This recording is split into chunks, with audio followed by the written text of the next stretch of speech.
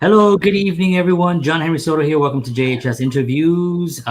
Really excited today. We have a professional basketball player. Definitely my first professional basketball player here on the show. She was the MVP last year at the Nigerian national team. So I'm really excited to talk to her about that. She also has a wonderful cosmetic line that we're going to be talking about as well. So, ladies and gentlemen, please welcome Ezinne Kalu-Phelps to the show. Hey, Ezinne, how are you? Hello. I, Fine, thank you. Thank you for having me. oh, it's my pleasure. How did I do pronouncing your first name? You did really well. You did I good. did. Because I remember when we met Yeah. originally, it was like all day I was just like trying to get it into my skull, but it was good, good. I'm glad I did. So thank you Uh-huh. so much for being here. You've had an amazing year last year. Yes, um, thank you. I appreciate that. Actually, you've had a couple of amazing years. I mean, since you launched your cosmetic line and then the national championship and the MVP. I mean, Mhm. an incredible few years. How are you doing, first of all, with everything going on? How are you doing? I'm doing really well. It's definitely a blessing to be home. It's unfortunate because I can't play basketball right now, but this is the longest I've been home in almost 2 or 3 years. Wow. So I'm definitely happy to be home here with family, being with friends. So yeah, I'm just trying to enjoy the time while I can until it's time for me to go back overseas. Yeah, yeah. You have to really think about that, right? Because you could have been overseas when this whole thing hit, and Yeah, then I couldn't actually be in the Olympics. oh man, Yeah, that would have been rough. Wow. Well, yeah, God bless that you're home with your family, so that's really great. So one of the things, the way we met was through a music video that I directed last summer. It's been already yeah, a year, um, and it was a lot of yeah. fun. It was just a lot of fun with a lot of great people. We had a good time. You showed up, you did your thing. It was fantastic. And at the time, I knew you played basketball, but I didn't know to the extent. I Uh-huh. was like after I went and I started looking you up and stuff, and I was like, whoa, wait a minute, she's the real Uh-huh. deal. So tell me a little bit about that. How long have you been playing, and how a little bit of your background with basketball? Yeah, it's funny because I started playing basketball in third grade. My mom taught me how to play. My mom never played basketball before. She never played in high school or college. So she taught me how to play. And at first, I hated it, John. Like, thought it was for boys. I didn't want to sweat. It just wasn't for me. But then I kind of got the hang of it and I actually started to enjoy it. And my mom, we went outside every day in the park to work out, to work on my defense and free throws and layups. And from there, I just started to fall in love with it. I struggled on a few teams starting out because I was the only girl. So I still had to get accustomed to playing with guys and still learning the game as well. But every day, me and my mom went outside, we worked on it. And I started to play for different teams, play AAU basketball, and I just fell in love with it and I stuck with it. And I said to myself, if this is something I want to be serious at, then I got to really put the work in because I can really make a name for myself with this sport. And I did that. I did really well in elementary school, did really well in high school, got the basketball scholarship, thank God, because college is expensive. Hmm. And I was always a smart girl, but I think that playing basketball was definitely my meal ticket. So I really stuck with it. Got the basketball scholarship, and then once I started playing pro, it was like, wow, I definitely came a long way from not wanting to play in third grade to thinking that it's a boy sport to now being a professional basketball player. So just seeing like how I started out and my mom teaching me how to play and seeing how far I've come now it's just so funny, but it's humbling as well. So I'm happy I Yeah. actually stuck with it and kept playing. Well, that's so great that your mother did that for you, because one of the things that we talk about a lot is we talk about artists sometimes, and athletes, and anybody that's doing something creative that's different than the norm, right? Sometimes they don't get the full support from their folks, or whoever, and Yeah. so that's a really wonderful thing that she did that for you. She must be super proud now. Yeah, for Yeah, sure. And that's it's so cool. crazy because back then when she used to teach me growing up, she used to always beat me. I used to beg her to let me score. Now it's the other way around. We're like playing 1-on-1. I'm not letting her score. I'm blocking her shots. Like, no, I'm not taking it easy on you because you didn't take it easy Yeah, on me. Now the student is beating the teacher. that's So right. it's so funny. It's tough love, right? Tough love. Um, Exactly. Tough love. let's talk a little bit about competition because there's, the society has made eighth place trophies and ninth place trophies and 10th place trophy because everybody, which is understandable because you want everybody to feel good about themselves that they accomplished something. But Yeah. it's a little challenging when you really have the number one guy, the person who was number one. You were the MVP, right? So imagine if there was like Hmm. a eighth MVP, you know, Yeah, that a would be ninth strange. MVP. You know what I mean? So Yeah. what are your thoughts on that? When it comes to like competition. Yeah. When it comes to competition, like I've always been a firm believer in that you work hard for whatever you receive. And I think that after third place, the trophies should kind of stop because yeah, you wanted to let people know, okay, you did a good job, you performed really well, but you also want to remind people that you could have done a little better, you could have worked a little harder to get that first, second, or third place trophy. I don't think we should be rewarding mediocrity, you know. So Right. I think that definitely first, second, and third place, the buck should stop at third place, you know, because I won't want to be walking around with a ninth place trophy. Yeah, I didn't win first place, but I won ninth place. So Yeah, there are only it nine can be a players. little awkward. Yeah, like coming in ninth in a race, and there are only nine people racing. Um, Exactly, like what? yeah, And then the trophy won't even say last place; it'll say congrats to ninth place, right, and right. it's Yeah, just I mean, I understand the sensitivity behind it. I guess, yeah, but I think it does actually devalue the hard work that first, second, and third. And I think when we look at the Olympics, right? You got the gold, silver, and the bronze. That's it. exactly, There's no tin, there's no aluminum that comes later. exactly. It's like that's it. So I think I'm fascinated that you have that viewpoint, and I'm glad that you have that viewpoint because I really do think that not a lot of people have that type of they're scared to say what you just said. Yeah. And I think And a lot of times too, it's not our fault, the individual fault necessarily who have these viewpoints. I just think that, sometimes the world can be a little sensitive and we want to please everybody and want everybody to feel welcome on that did a good job.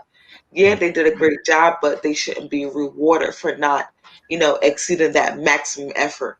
right, And I think that people who actually take the time out and who actually work hard to achieve that higher goal, they should have a different recognition, right. And it's Yeah, also a skill level, right? Because it's like somebody could work really, really, really, really hard and not have as exactly, much skill as somebody who has natural skill. exactly. And I think if you really start looking at it, I think it's really a great thing. We have some Frank said, Hmm. I agree, first, second, third. And that's um, and yeah. Oh wow, people can like chat and everything. Oh yeah, I got people on here. That's on scholarships are Oh so wow. helpful. Yeah. So when Yeah, when for you sure. got your scholarship, did you know immediately? Did you pick a major, or were you right when you went to school? Yeah, well, yeah. So my major at first was marine biology, because No. I was so into science. Yeah, surprisingly, but that changed quickly. I was so into science. I was so into like learning the history of animals and just learning ocean creatures because that was the school I went to. And then when I started out, I enjoyed it. I just didn't feel like the passion. I just didn't feel like the teachers kind of taught me individually, but more so like the whole class. And that's great because that's what professors are taught to do. But once I changed my major to history, specifically African American studies concentration, I kind of felt more connected with my professors. I felt like they were teaching me, even though the class were maybe like 20, 30 students, I felt like the professor was talking talking directly to me, I felt connected with the classes, and I really stuck with the major, and I kind of enjoyed myself more with that major. So I definitely don't have anything against marine biology. It just wasn't for me at all. Yeah. I definitely think that taking the history route was definitely a good way for me because I like to talk. I like to, express my viewpoint about certain topics, especially about what's going on with the world, but Black African Americans. So I definitely think it was more beneficial for me to go the history route. Yeah. Yeah. So let's talk a little bit about your team. Your teammates. So how is that relationship? I mean, you hear so many stories of how every time you hear a championship team, it's all because it's the team and everybody did their job and there was no feuding and there was no how was your experience with your team? I mean, you're still with the Nigerian team, right? Yeah. Yeah, I'm still with the national team, and it's just like honestly, it's just like visiting family. You be with family for a few weeks or a few months at a time, and then you go back to your own city or where you're playing at. So that's exactly how it is with the national team. We don't see each other so much, but some of us might play each other during the season. So it's good that we get to hang out and be around each other. But it's all just one big family dynamic. Like families, we have debates, we have small fights, and we have our up and downs, and we have the different chemistry mixtures together as a team. But I think that happens within the family dynamic, and yeah, I mean we're sisters at the end of the day, and I think that even with basketball. With us not playing right now, we still stay connected in the group chats. We still try to find out what the girls are doing to stay healthy, just stay in shape. We still try to hold each other accountable in the midst of everything that's going on, which is another reason why I love my teammates because I like that we take ownership and we hold everybody accountable for their actions and we just check up on each other. Hey, you guys still working out? Hey, you guys are staying safe, and Mm, yeah, it's just one big family dynamic, and I love it. Yeah, I love it. very interesting. That's right. Yes. You can't Yeah. just like go home and now with this quarantine and do what I did, which is eat donuts. Um, but so yeah, you have to kind of stay in shape and keep doing your thing. Yes, definitely. Do you have any? Did anybody give you any kind of inclination of like when things might start happening or anything at all? Nothing. Nothing at all. I Really? know. I know from my team in France that my season originally starts in September. I haven't gotten any word whether it will start in September or not. I've been Mm, hearing like little things to the grapevine that it won't start till December. I don't know how true that is, but that'd be really scary because that means December, January, February, March, April, my season will be like 4 months long, and there's no way we can pack all our games and everything into that. So maybe the season might run longer, and then that might mess up training camp for the Olympics. It's it's a a lot. mess. Yeah, it's so John. There's so much going on, and you can't really blame anybody. You can't really say, okay, well, nobody's telling me information, nobody's telling me this, nobody's telling me that, because nobody really doesn't know. Everything is so up in the air. And I Yeah. know a lot of things in Europe has been opening back up, but as far as basketball, I'm not sure where things are going with that yet because that's still huge crowds with that type of competition. So Yeah. I'm not sure what's happening, and I'm just gonna just keep being patient, honestly, because there's no telling when basketball's gonna start for myself or for the NBA, WNBA. I have no idea. Wow.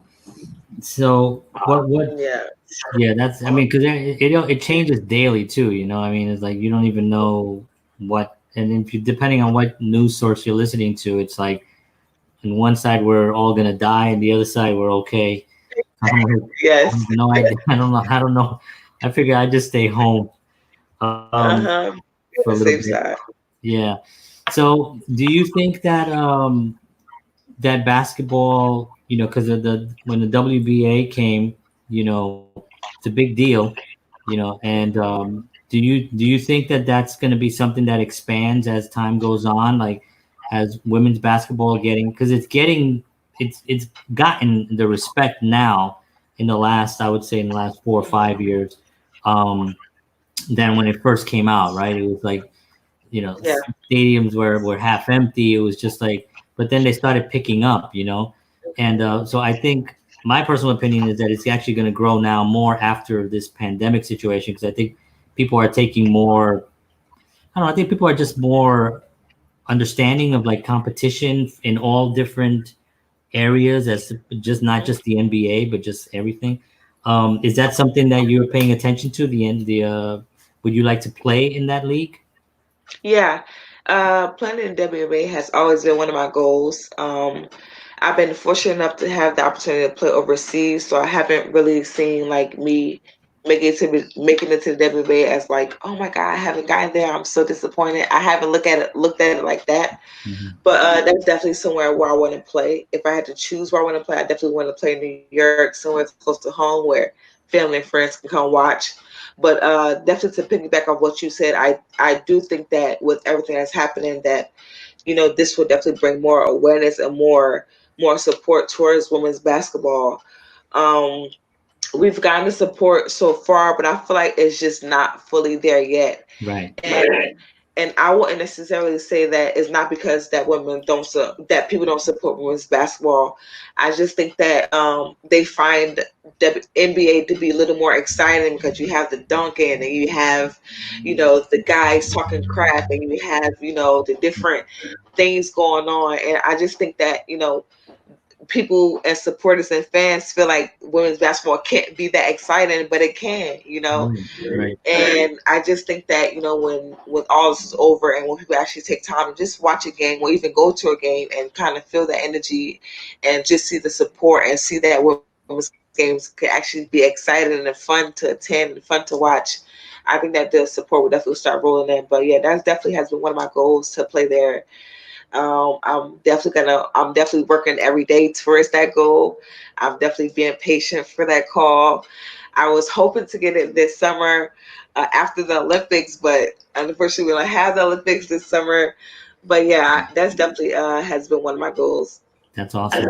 Isn't Yeah. it funny that us guys always talk about women's drama, and yet the guys are the ones that have all the drama? Yes. What the hell?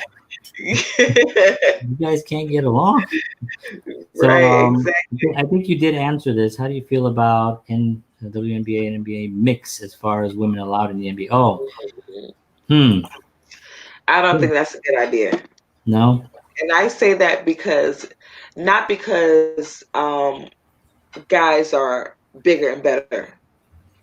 You do have some women who are actually better than some guys who are in the NBA. I just think that with the guys and their strength and their capabilities, not to say that women can't match up and measure up to that. I just think that the guys won't take us serious. And Yeah. I think that once we see that, we won't enjoy it. And I think if we're not enjoying it, then the fans and the supporters won't enjoy it. Right. And it's not because that the guys feel like, oh, we gotta play hard and soft with them because they're women. It's because they are physically bigger and stronger than us. Like can you imagine me guarding Rondo or Chris Paul? Like seriously? Right. Right. So it's not that we can't compete. I definitely can probably compete with Chris Paul, Rondo. I can compete in a Right. perfect world with them, but we got to be realistic because those guys are hundreds of pounds of stronger and taller than me. It will be fun and interesting to watch, Right. but you have to ask myself, if I'm playing against Chris Paul, will he really take me? Will he really take me seriously? And if he doesn't take me seriously, how can that improve my game?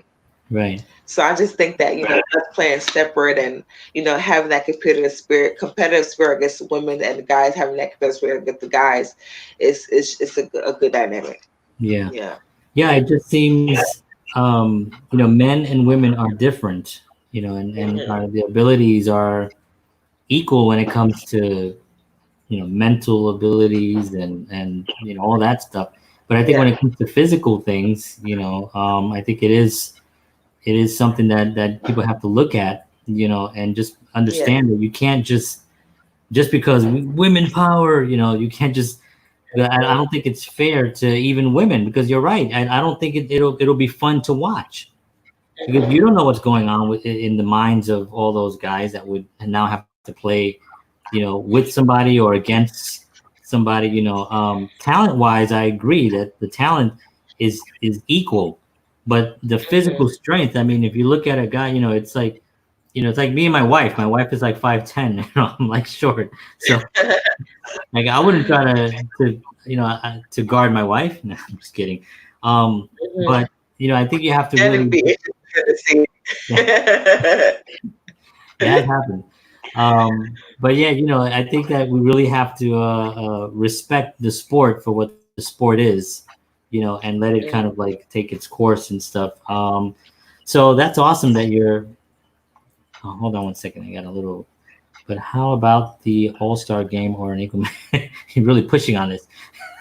Right. Yeah, I mean, you know what? There could be probably I don't mind.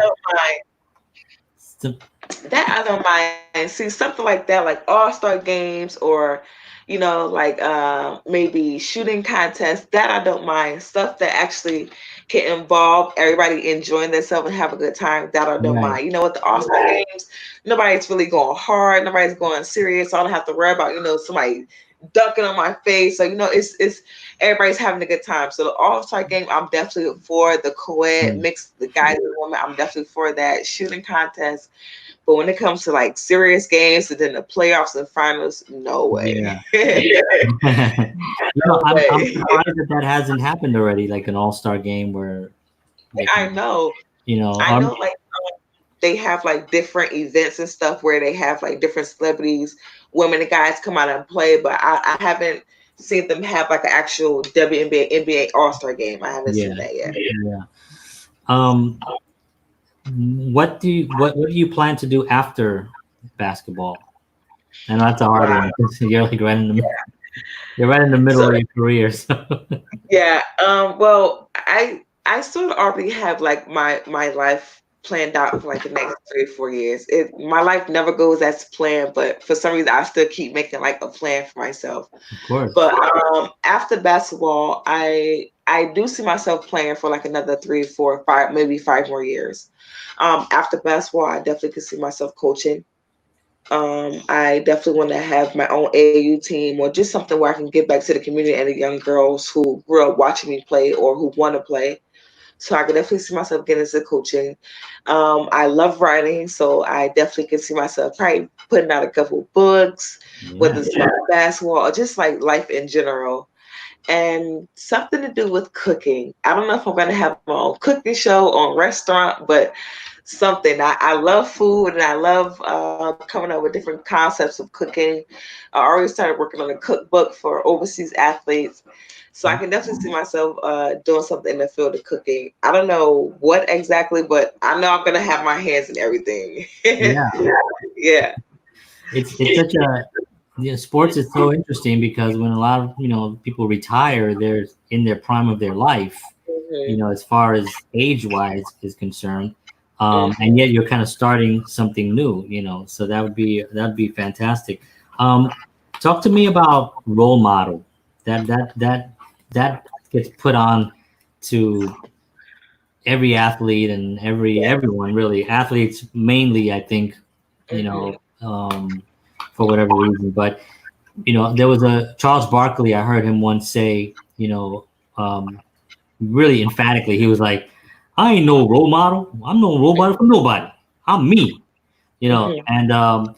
And I thought to myself at the time, I thought like, all right, well, he's holding a position, but I thought that was an irresponsible response because I'm thinking to myself, if you have the talent and you've been put in a position where you can actually influence millions of people, then I'm sorry, dude, you are a role model, whether you like it or not. It's just Yeah. unfortunate.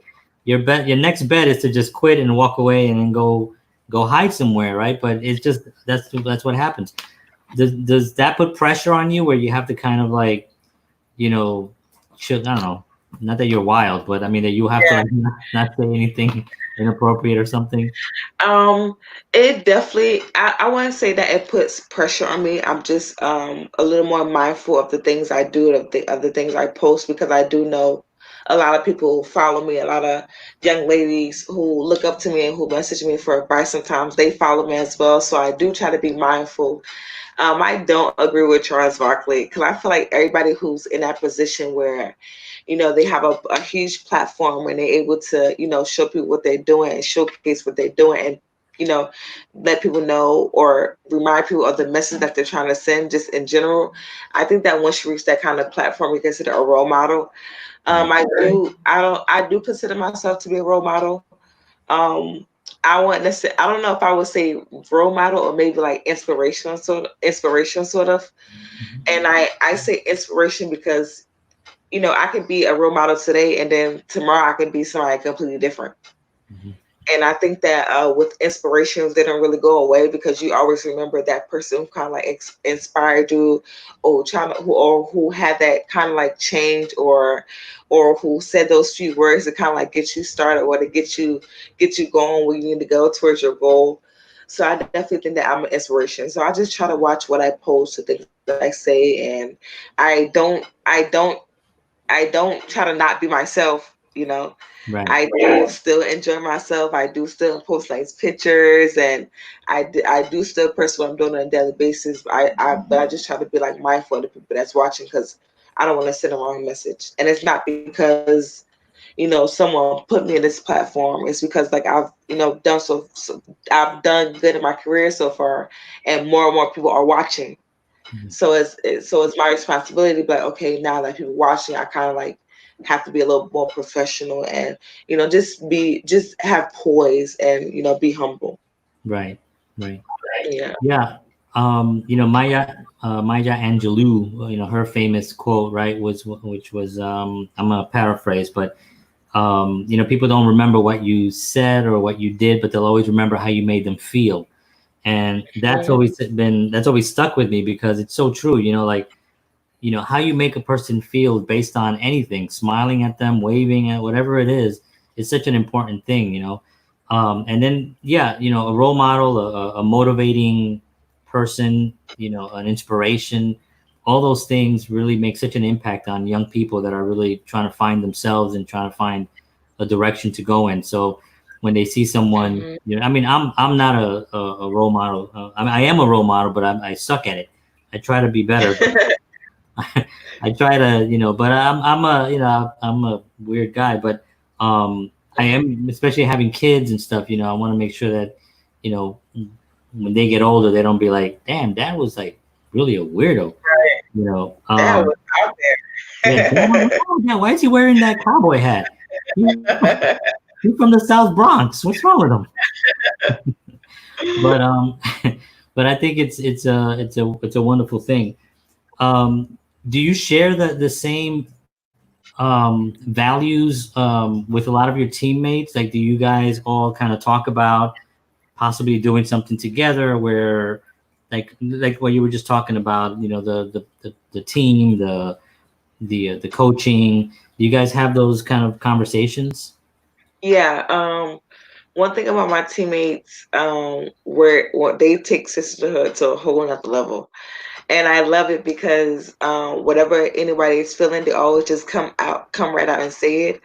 And it may not always be the best time, but we always know that, we could trust the circle to kind of keep within a circle and kind of, get through any issues we might have. As far as like the team, as far as the staff, there's an open door policy. So whatever issues we have, we can always go to them and express to them what we're feeling and issues we might have to solve them. So I think that that's another good thing too about being part of the national team. Although we're national players, just like every other athlete, we have issues amongst each other or amongst whatever is going on, and sometimes it's better for us to talk with us girls as players versus them having all the coaching staff there or everybody there to kind of see what's going on. And I think that's what makes us even closer as well. The fact that we can actually, step aside from the coaches and really come together as sisters and talk about the issue that's happening and what we can do to solve it. And I think that my coaches love that even more. They prefer us to come to each other versus to come to them. Yeah. So I think that that whole dynamic is really good, and I love that it's healthy because it doesn't affect what we try to do on the court. Yeah, Yeah. that's awesome. I mean, well, you were MVP. Yes. Um, I mean, well, that was like, I mean, I was watching, because you were doing a lot of behind, you on your stories. You were doing a lot of your stories on Instagram. So I'm watching and I'm like, oh my god, oh my god, oh my god, and it was like every day it was like some incredible. What was your highest scoring game? Do you remember? My highest scoring game was 20, 20. Wow. 20 against Serbia. And you were averaging like 16 or Yeah, something, right? like 16. Yeah. Jeez, that's like awesome. Did you? I don't know how that works. Like, how did you? At the end of the game, did you think, "Oh yeah, I'm MVP," or So I how had does that no work? idea. I think they go by total stats of all the games for the whole tournament. And I think that because I was performing really well, on top of that, I was getting assists and steals that really boost up my evaluation.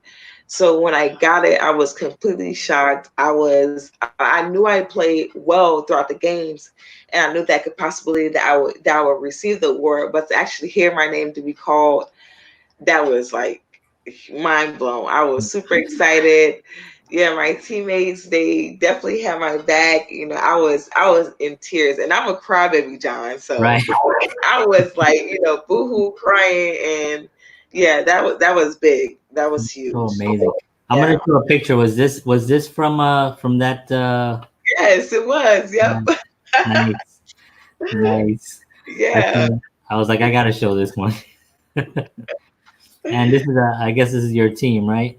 Yeah, yep. That was after the game, and when we played against USA, we qualified for the Olympics. Wow, Hmm. man, that's like so incredible. So, Yeah. I mean, right there, you were talking about like writing books and stuff like that. I mean, you have. I'm talking to you, and I see 3 books already. You know what I mean? I see a book about like growing up and doing and becoming a professional. Hmm. I see a cooking book, and then I Yep. see a book on basketball. You So know, yeah, exactly. Yeah, and I'm working on all 3. One of them are finished already. oh well, there you go. Yeah, There one you of go. them is finished already. Yeah, that's so exciting. So let's talk about it. Then in 2017, you decided to put out a cosmetic line, right? Yes. And so it's Yes. Kalu Cosmetics. Now I put your at the bottom there. I put the website. Hmm. I like the website. I mean, obviously I don't wear a lot of makeup anymore, but Hmm. just kidding. I never wore makeup, but I saw you. You were like, oh, he wore makeup. You look really nice in a red lip. Thank you. But what I like about because I know a lot about websites. So whenever I go to a website, it's if a website has like a bunch of stuff on it, I'm gonna leave Yeah. because it just I'm just it's like just give me what you have. I like your Hmm. website because I went to it and immediately it was like dun dun dun dun. These are the products. These are it was Yeah. very very clean and I love that.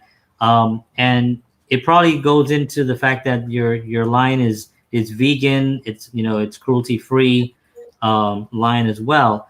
So how did that come about? What was your inspiration for starting that?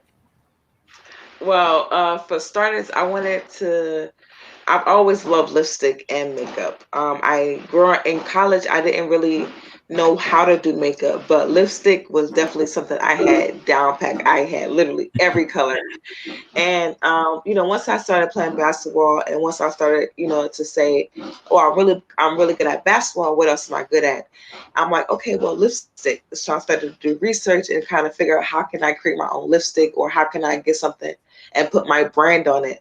And that was basically what it was. I wanted to create a brand outside of basketball, and I felt that lipstick and makeup was something that resonates with me because I'm all about beauty, versatility, and style. That I'm all Mm. about that.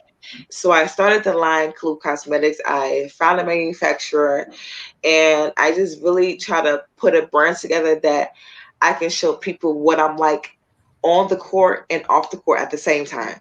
Right. There's the same person, just different versions of me. And when I started Cool Cosmetics in 2017, it started off really well. But I think that because I was playing overseas, I couldn't give it too much love and all the things that it needed to be good.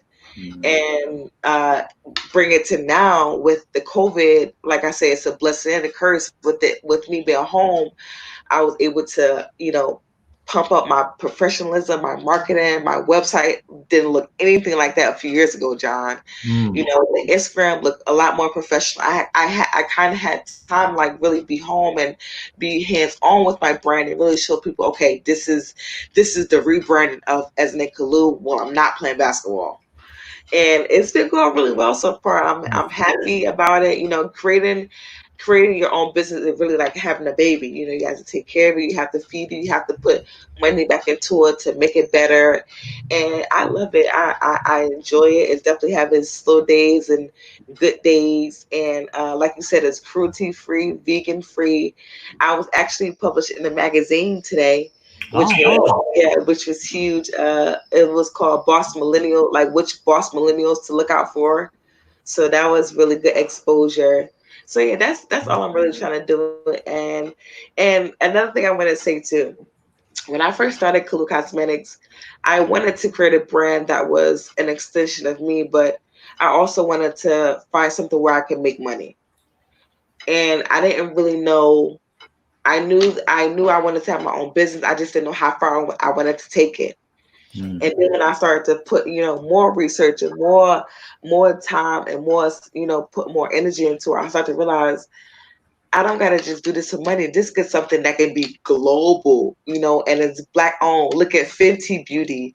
Look at these women who have these makeup companies that's growing, and that can be Kalu Cosmetics one day. And once I started to really lock in and focus on, creating different avenues where I can create a better website or a better Instagram or better products, I jumped on that opportunity. Wow. And yeah, I love it. I love how far it's come. The website looks, like I said, looks so much more professional. The pictures are better. I have a marketing guy now. So yeah, I'm definitely happy that I got the start on it 2017. And I'm even happier now that I've been able to mold it into something like more concrete this year. Right. You're Yeah. definitely right that it is having a baby, because you think about it every single day. You kind Yes. of figure things out. It's like having a kid, right? Because I got two kids, and sometimes you make, with the first kid, I made a lot of mistakes. With the second, I made less, Yes. because Yeah. I got better at it. But it is really like that. And also, I like the fact that you're thinking in future, because I also, when you're an entrepreneur, you actually, not even an entrepreneur, just when you're a person, a human being, you can't really always think of the past. You can't think too much of you have to be in the present, but you also have to be thinking of the future. And those combinations is why your line is going to be successful, because you're doing those things consistently. And that's, like, to me, that's the key element for success. It's like, focus on now. The past happened, you know, and it's there. It's not going away. But present time and future is really what the key thing. So you got a new. So you're home, and it's. You're right. It is a blessing and a curse, Yes. because it's like, I did the same kind of thing. I did. We. We did. I don't even have time to talk about that. But we have completely overhauled my whole life since I've been home. I've started businesses. Wow. I started this show. This is you're my 34th guest on this. Really? Yeah. So I've been Wow. busy, and I've shot even more than that, because I did another thing. But my point on that is that, when you get time to really start focusing on what it is that you can start putting out that would help somebody, right? And for me, it's always about creating something that's going to help somebody. Exactly. And when you have the time to actually sit down and think, that's really when you can really get a piece of paper, get your pen, and start writing, and start really focusing on that stuff. When you're kind of alone with a piece of paper and a what goes through your mind as far as creating? Like, what is it? Wow. You're smiling 'cause I know you're there. Yeah, so many ideas come through my mind, and I just try to write all of them down. Some of the ideas I have sometimes are like a little far-fetched or have already been created. But the ideas I do have that I feel like, wow, this will actually be something, I kind of, write different notes or different ideas that can go along with that main idea, sort of like a blueprint. Mm-hmm. And I sort of write down, okay, if I do start something like this, what will be the outcome in a year or 2 years? What will be the things I have to put into it? How much would I have to put into it? What do I think I will get back from it? So I definitely have like so many different pieces of paper like around the house for like different ideas, like crazy ideas. And it's crazy how the mind works, because when you're just like hanging out with friends and everything, your mind is not going. But immediately when you're alone, you're out, your mind is just like spewing so many ideas out. And I just try to grab them as I'm getting them. I have, so like I said, I have so many different ideas. Yeah. And yeah, I just try to write them down. And even if I don't execute them, it's good to see that I've took the time to write them down to kind of see, okay, my ideas are on paper. Right. Yeah. Right. And putting them down is such a key thing because it puts it into the physical universe. It makes it a real thing as opposed to it being up here. I got my book that I walk around the house with like a weirdo. But I take it to the kitchen, and when I'm doing breakfast, for the kids or whatever, I got my book because I'll be like, oh, you know what I should do is I should message this person, or and I go to my book and I write it down. You Mhm. have to do that because people think, oh, that's a good idea, and then they walk away from it, and Yeah. then you ain't gonna do it. You didn't even execute the simplest thing of writing it down. So it's really important, especially like somebody like yourself that's you have a creative mind. Like you've especially when you're playing sports, right? Because in sports, there's so many plays you got to remember. You got to remember, Yes. all the stuff that you got to remember when you're playing. There's just that the mind is always very, very active. And then when you're home and you're in quarantine, it's like that's when you can play. That's when the ideas can come up. And Yeah. the bigger the idea, it's awesome. You know what I mean? Because you're creating it. It's like put the idea down. It's like it's a wonderful thing. Um, what do you think about like teaching? Is teaching something? Because I know you mentioned that earlier. Yeah. I definitely can see myself teaching. If I do decide to teach, it'll be middle school. And I say middle school because I feel like young kids are more inclined to learn. They're more open to listening, and you can really mold them and kind of enjoy the time as well. And I used to see like how I used to act in high school, and I used to tell myself, I hope I won't be a teacher teaching me one day. Yeah, so I definitely see myself teaching middle school and maybe younger kids. I love children, and if I had to choose a subject, I would definitely probably choose like English or history or maybe some type of writing, creative writing. Yeah. Yeah. Um, teachers are so valuable. You sometimes wonder why a teacher doesn't make exactly what a doctor would make, because you kind of think that teacher, doctor, lawyer are, doctor makes money, and then the teacher, where they all started from, they all started from with teachers. Um, and my wife's a teacher, so we have that experience with that. And I went to the public school system.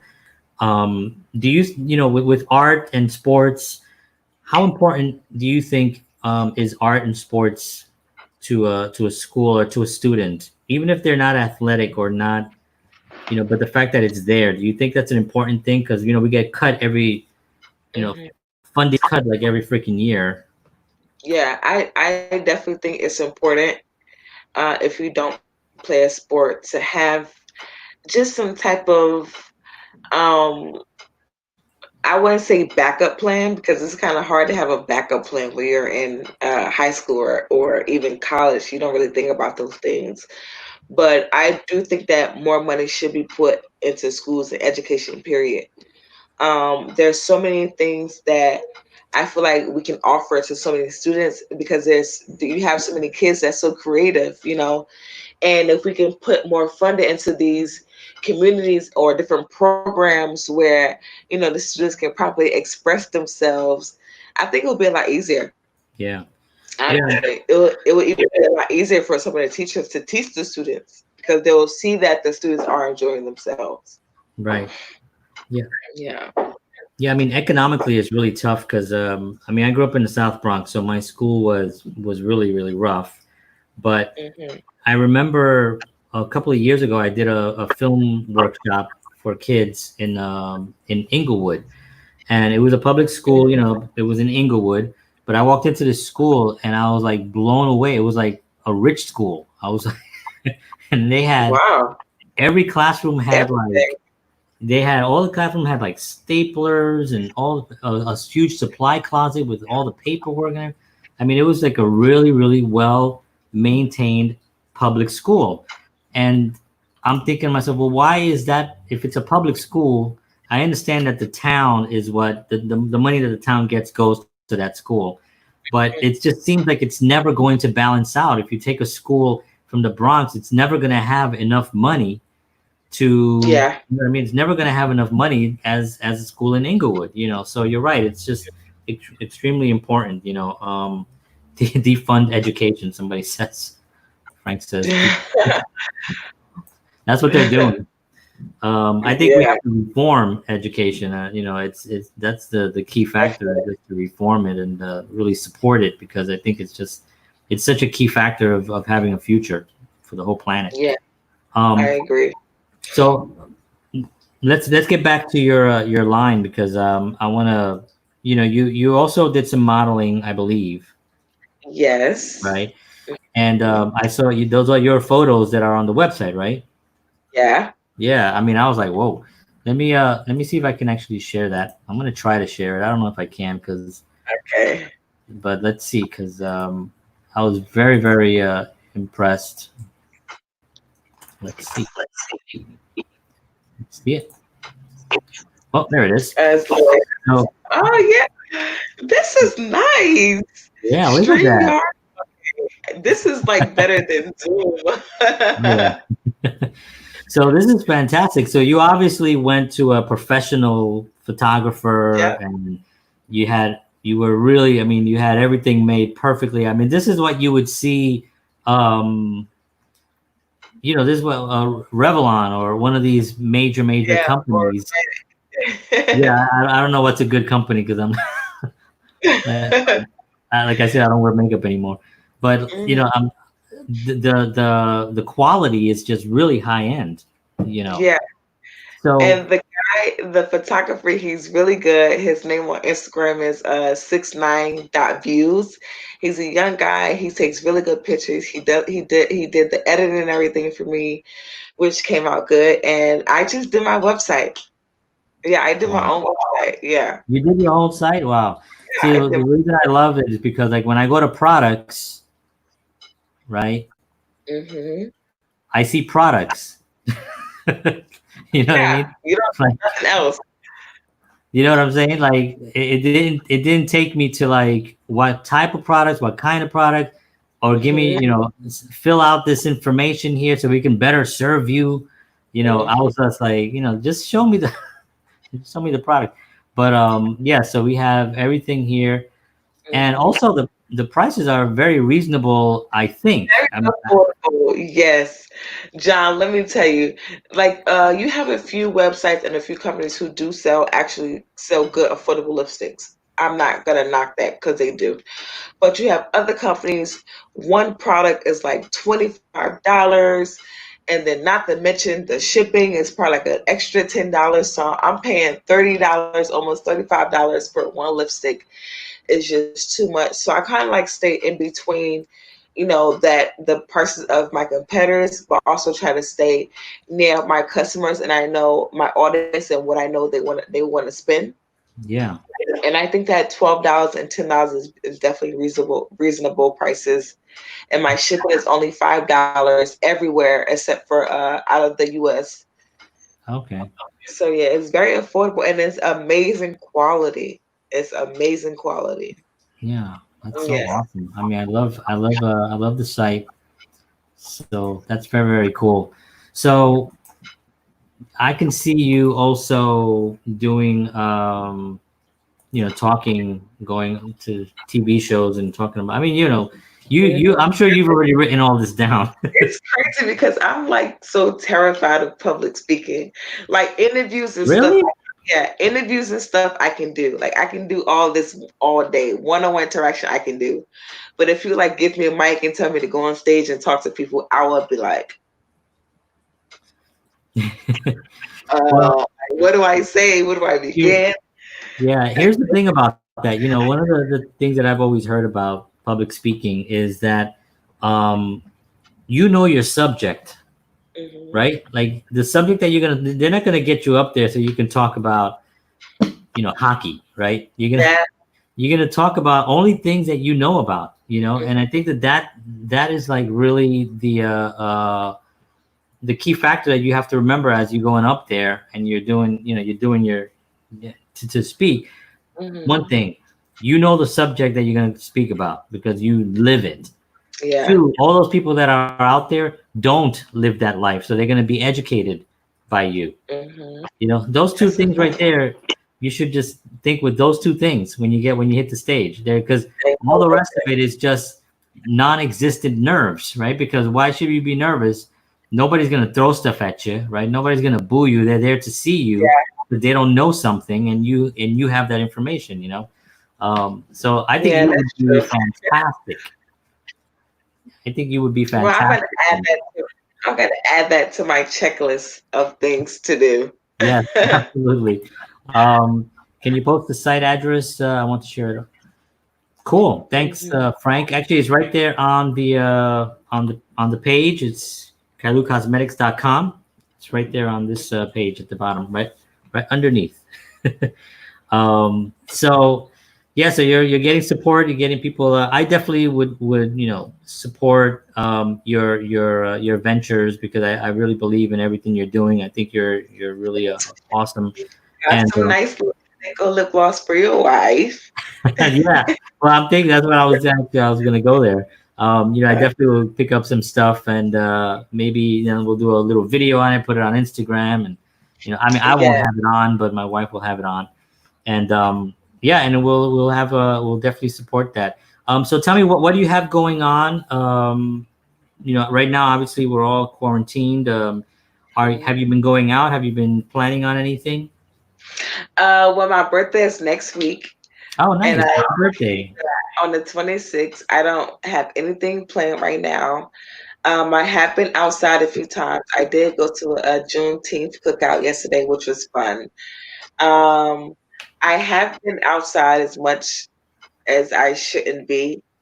Because I know we're not fully open yet, but it just sucks because I've been in the house for 3 months, so I'm like this outside is like perfect. Like, I need this, like, yes, finally sunlight and traffic, and I can smell the air.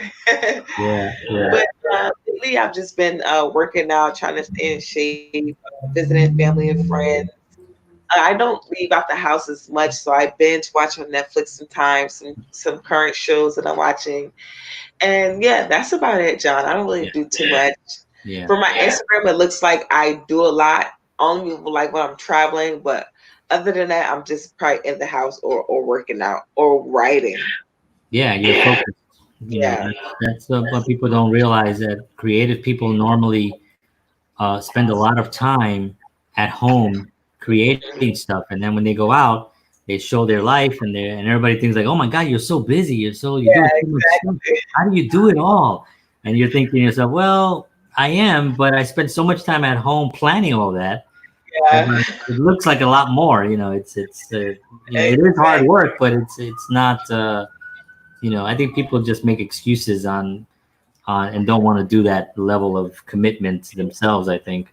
Um, so, what's your IG? Somebody's asking, what's your IG? Now, what I'm going to do is I'm going to put the IG in the on the YouTube. You're on Facebook. I'll send you all that information. I'm going to put it on the description on the YouTube page, and then I'll put it also on the Facebook post that I put out, and on Instagram and all that other good stuff. So definitely follow her, and I also follow Kalu Cosmetics because that's a separate Yes. Instagram as well. So yeah, follow them both. Yeah, that's so awesome. So Ezinne, I want to thank you so much for joining Thank me here tonight. I feel like we could probably go on and talk more about philosophy and Yeah. life and Wait, I have a goals. question. Are you still doing like the agency stuff? Yeah, I know I'm doing a lot of. last year you told me you were thinking about, getting into the agency, going the agency route. How's that been going? Yeah, well, right now it's not going because nothing is going, but Yeah. yeah, but it's still something that I'm doing and I'm pursuing. I do have an agent myself that signed me last summer. Hmm. Um, Oh, congrats. Thank you. A little bit right after I shot that video, actually, about a month later, I met with an agent and they signed me. So I am there. So I don't know how that conflicts, but one of the things that I want to do is definitely I want to help artists. So because I have I've met so many people in the industry, in different industries, that I could probably knock a door and be like, "Can you look at this, please?" Yeah. And that really is all the job that an agent does, or a manager. So I'm definitely looking into that. I have a list of people. You're definitely one of them. But even moving forward now, whatever you need help wise, I'm here anyway. Because I mean, we don't have to Perfect. have an official thing. You know what I Yeah. mean? It doesn't have to be an official thing for me to help you. I believe in everything you're doing. So whatever I can do to help you with your brand and everything, I'm available. So you got all Okay. my information. Now that you said that, right, I need your advice. And I Okay, guess the go people for it. that's watching can give me advice as well. So, like how people nowadays they use like they're their brand. Like me, for example, I'm considered my brand. My name is my brand. And like a lot of times people reach out to me for interviews or questions or just to be a part of their initiative. When is the right time to start saying, okay, guys, like there has to be some type of Compensation. right, like like every like okay, for example, there was a guy, I forget his name, but he messaged me on Twitter. He told me he was from like a some broadcast company, and he just sent me questions like, "Hey, can I have these back by Sunday?" Here. And then another person messaged me on Facebook, like, hey, I'm so and so. Please, if you can you do these questions for me? I really appreciate it for a newspaper. Like, I have so many DMs and with filled with like different interviews, questions from all the different people, and I'm just like, okay, Yeah, when is a good time? And I know it's been a tough time economically because of the COVID, but I'm like, this is my brand now. When is a good time to start being like, okay, you guys, just book me? Like, book me for your interviews, for your fashion shows, for your whatever you need. Just yeah, just book me. yeah. I mean, I think you have to be a little bit selective on like who you're actually answering. So if somebody calls you up or messages you, they're from a small little website or something, and they're just trying to kind of get a little bit of traction, and they happen to Mm-hmm. have your information and they respect your work, then you might want to just do that. But if somebody is saying, do that for like nothing, right, for free. Mm-hmm. But if somebody is saying, come and be in our fashion show, Mm-hmm. you're an MVP national player, world champion player. You know what I mean? It's like Yeah. you have to understand that has to be kind of like respected, and people have to kind of depending, again, you have to look at every single situation. Like if you ever have something that you want me to look at, I'll be like, yeah, you should just do that for free because it's gonna do this for you. You know what I mean? Like sometimes you'll be like, well, what's the publication? Okay, well, how many readership? 10,000. Okay, 10,000 people are gonna read my brand. I'll do it for Mm-hmm. free because that's the exchange that you'll get. Okay. Sometimes not. Okay. Yeah, I see what you mean. Yeah. So look at every single thing that you get. Look at it like what views are they going to get from it? You know what I mean? Like how much traction are they getting? It's this way you put your name there, your brand gets seen by thousands of people. Right. Or if somebody wants you to do a modeling thing, or they want you to do a runway, let's just say, you at that point you have to kind of say, well, my brand is, this is my brand, this is my, what I do, and this is my fee, and you can charge whatever your fee you decide your fee should be. You know what I mean? And that's something that you'd have to sit down and kind of figure out. Okay, traveling, right? Getting there, coming to the tolls, Yeah. the food. You put all that into a pot. Okay, this is going to cost me $60, right, to get there with the tolls and the food and everything, gas money, whatever, $60. So I want to make more than $60, obviously, right? Because I'm not gonna pay. And then you just add another $1,000 to it, or whatever it is for the day. And that's how you have to take every single one. So if you're getting bombarded, that's a great thing. What you don't want to do is ignore them. Mm-hmm. That's the worst thing you can do, because what happens is that then they in turn will just take it as like you ignored them, and then that you don't know what the future of that publication is going to be. And it may be an opportunity. So you have to communicate with every single person that comes in, and just let them know, listen, I'm not available right now, or let me and you could pass it over. Like, I have friends of mine that I've told in the past, if because they don't like to have these conversations, so I tell them, send them to me, tell them that I'm just your manager. I'm just your manager. So they send them to me, and I'll talk to I had to tell one guy that that she wanted this amount of money, and he was all offended and everything. So I took the heat. Yeah. I took the heat. And for me, it's like, it's not really heat. I was very nice, but people sometimes have to understand that, artists and people, people in this, in all these industries have to support themselves too. They have to. So that's my advice. And if you need more, like, to talk in the future, just hit me up or send me a message or something, that and I'll take a look at it, and I'll also be your point person. Just be like, just call John and see. Right, call John. Let John handle it. Let John handle that and stuff. Yeah, now. Yeah, because I love doing that, and I love helping people make the right decisions. Like, it's always going to be I'm going to do the best thing for my client, right? Right. So I hope that helps. Yeah, that was definitely helpful. Now I'm going to go through all my DMs and try to figure out who to respond to first, and make sure nobody gets mad at me. Yeah, you know what? Go to their page. Random numbers calling. Don't worry, I'll send them. No worries. What I do is I go to their. I get a lot too, by the way. I get 10 times a day. I'll get something. 9 of them are probably like just somebody trying to solicit some kind of something. But I'll go onto their page. So if they're trying to get me to do something, I'll go onto their page, and if I see that they have like 2 posts and like 80 followers, and that's all. Then I know that it's just a scam, and it's just a bot that's just sending stuff out. If they're legitimate companies and you go onto their page and they got thousands of followers, then you got to get a piece of paper and start writing those down, because I think that's going to be very, very. That can be an opportunity for a branding exposure. All right. Yeah. Thank you so much, John, for that. Yeah, it's my pleasure. It's my pleasure. So anyway, thank you so much. I hope you come back again. I'm doing these do this until we get opened up and stuff. So I'd love to have you back again and talk more about your book ideas. Cool. Yeah, absolutely. So thank you so much. I appreciate you. Thank you. We'll definitely talk again, and I will talk to you soon. Take care. Okay, bye. Bye-bye.